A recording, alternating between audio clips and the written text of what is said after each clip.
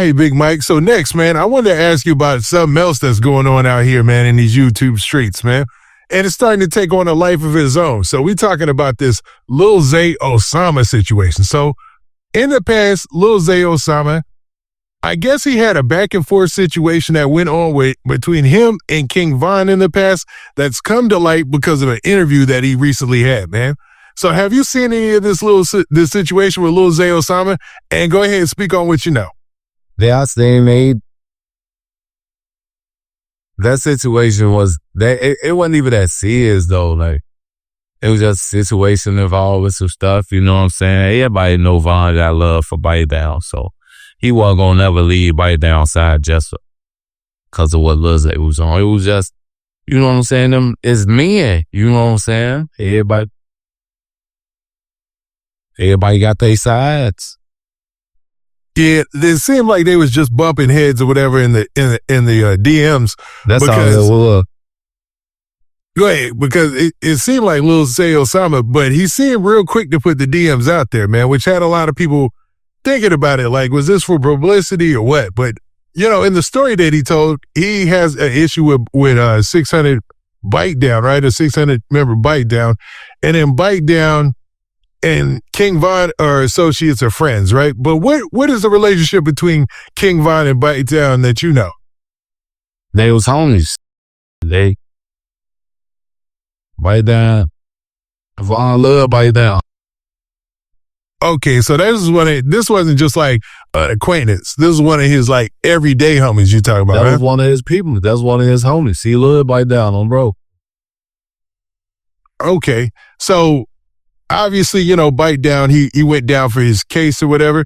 And, you know, and Lil Zay Osama is obviously mad about that situation. But he brought it up in the interview, kind of explaining why he had issue with King Von and how their falling out went. Then he went to social media and also put out the DMs to where they were going back and forth. And you can tell that, you know, King Von was kind of just still getting at him. You know what I'm saying? When you seen that, or if you seen that, what'd you think? I mean, there was when I read just like everybody who read it. Everybody looked at it, everybody saying it. So, I mean, when I was reading what was going back and forth, I did question like the motives behind like the whole situation. Like, what was the point of bringing this up? If there was something between you and bro. But how I look at it is he probably was addressing something that he felt like it was necessary for him to address. I read the DMs. I read the text messages between whatever that was. I mean, Zay said what he said, Von said what he said. Now, do you feel like either of them took a L in that situation? It really wasn't nothing to have to take an L about. That's the whole thing. That's just a conversation. Like, I'm letting you know what's going on, and on this side, I'm letting you know what's going on. So both of them let each other know where it was at, and they left it alone. Ain't no winning and losing in that. That ain't nothing but a conversation. Yeah, it didn't get to anything crazy, man. But, you know, what is your knowledge of Bitedown? Like, had you ever been around him? Yeah, Bitedown. Now, what was your relationship with him? Was it just from being around the way, or because he was King Von's homie? How'd you know? He was somebody that Von was bringing him around. That was Von people. You know what I'm saying? Bitedown used to always be around. Well, Von bringing him around, Bitedown used to come over there.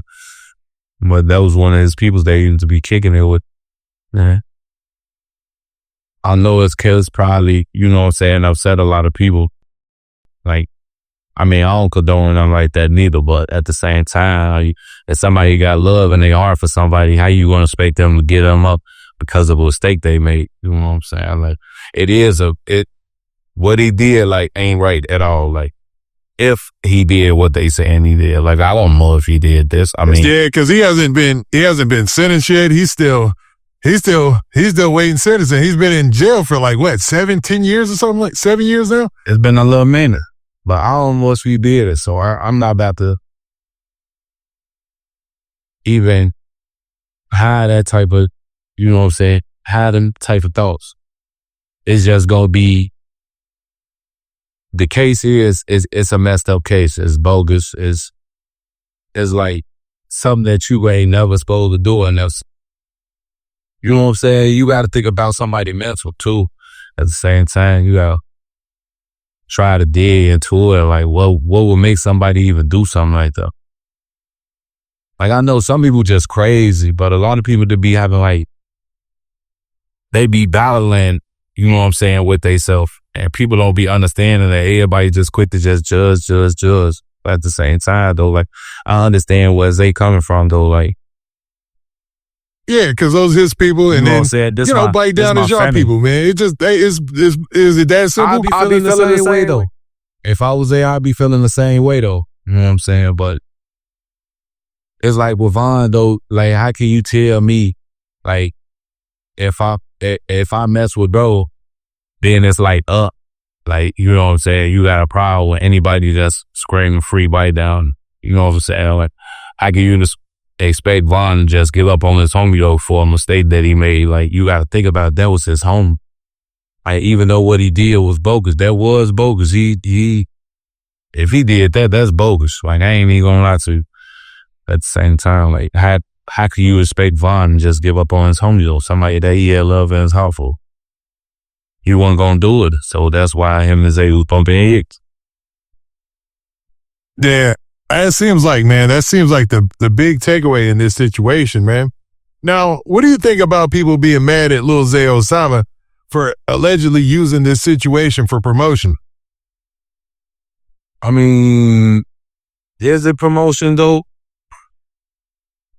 Because, you know, to be honest, releasing the DMs of somebody who's deceased was the part that people had an issue with. It is suspect though.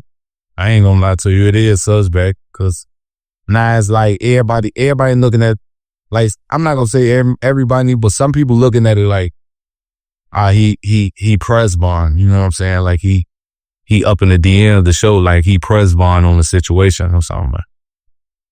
Yeah, and I think that was the biggest complaint, man. People were saying like he was clout chasing, like he had pressed Von when he had, and this is just me listening to different reactions, when he had never, you know, expressed that when he was here alive. Like he had never went on social media and expressed that when he was here. So, you know, it almost seemed like a clout chasing move.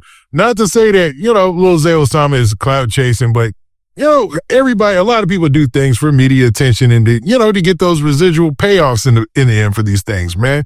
So it's like, I don't know, I can't blame them almost, you know what I'm saying? Because everybody doing it. People gonna look at it like that regardless, because like, what?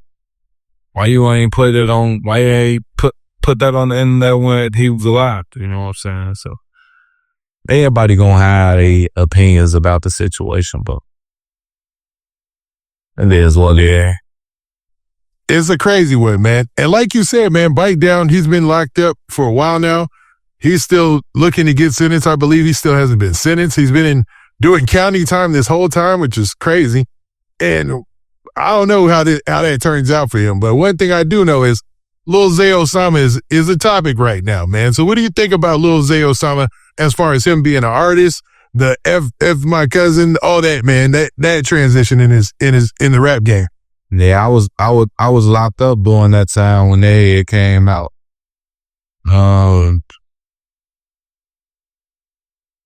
I listened to probably about like 4 of his songs that I like that he went crazy, you know what I'm saying?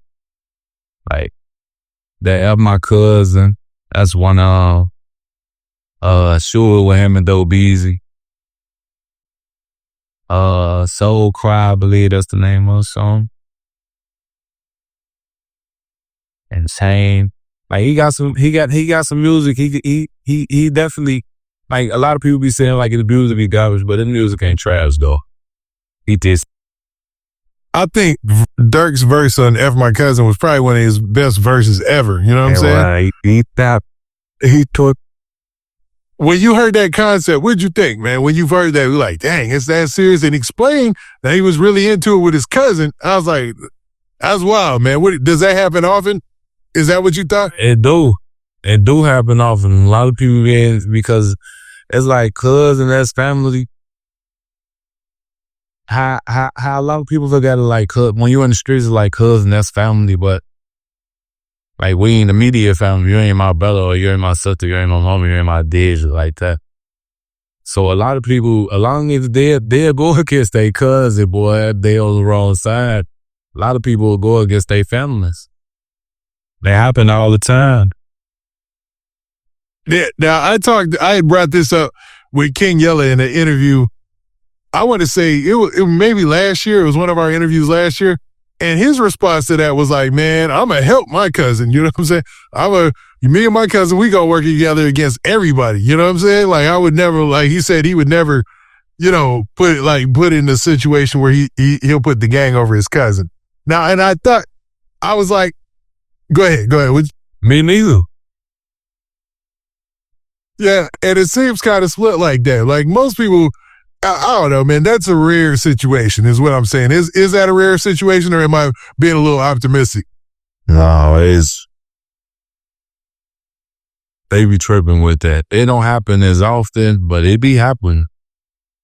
As your cousins from over there, you know what I'm saying? Some dudes be beefing with their cousins since they was little. They probably grew up fighting each other. They don't like each other. And then now run off from that block and one off from that block. Like, it's like, right now, I don't even like you. So it'd be kind of easy like that. But even if I did like my cousin, it still wouldn't get me. I still want to try to smoke. Yeah, that's a little wild, especially if it's your cousin. You know, you see him at the family reunions. Like, what you gonna do? Show up to the funeral afterwards? You feel me? Then that's your auntie. You don't love your auntie like this for her. So it's like, nah, I ain't going. How close to my people let me on this hoe. Yeah, that was a wild concept, man. But it hit Chicago drill rap like a storm. And afterwards, everybody kind of started mimicking that theme. Like they would say, somebody would throw in a line like, yeah, and I know my cousin over there, F him too. That type of deal, you know what I mean?